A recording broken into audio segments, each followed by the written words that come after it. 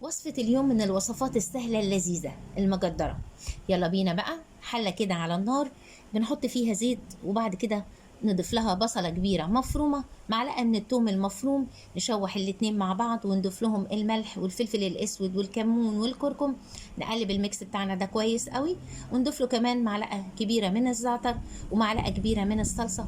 نقلب كويس قوي ونضيف بعد كده الفريكة بتاعتي، نقلبها لحد ما تتشوح، وبعد كده نحط عليها العدس ونزود كمان معلقة من الملح ومعلقة من الكمون، وعليها 3 كوبايات من المية السخنة. يلا بينا بقى المكونات بتاعتي دي كويس نقلبها قوي كويس قوي ونسيبها لحد ما تستوي وتجهز معايا. بصلة بقى كبيرة بجيبها كده بقطعها سلايس، وضيف لها ملح بابريكا، وعفرها بشويه من الدقيق واقلبها كويس قوي، وفي طاسه كده على النار فيها زيت غزير بنزل بالبصل لحد ما يحمر.